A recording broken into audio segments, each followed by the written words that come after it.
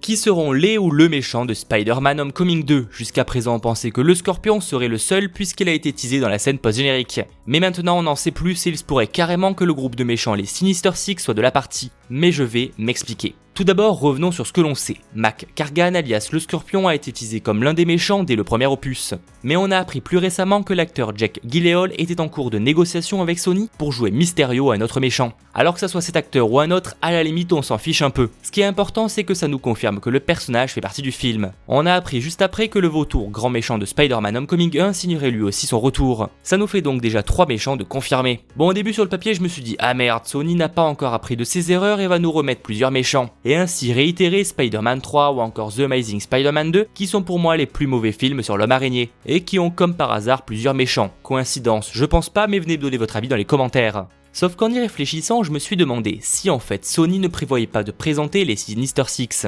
Sûrement le plus gros groupe de super vilains du Spider-Verse qui donne pas mal de fil à retordre à Peter Parker.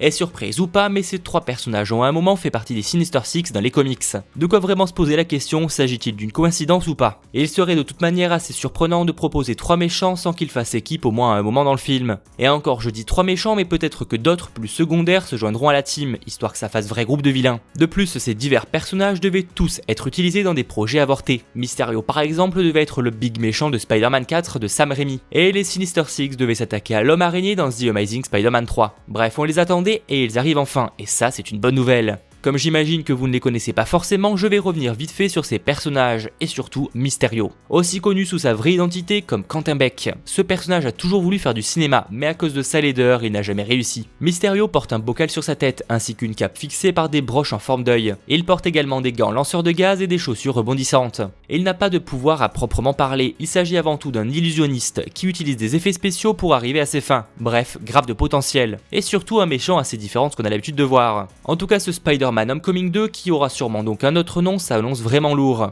Je me demande juste comment ces méchants et le fait que Peter Parker se rende en Europe et notamment à Londres va être compatible. Si vous avez des idées, rendez-vous dans les commentaires. C'était Mathéo, ciao tout le monde.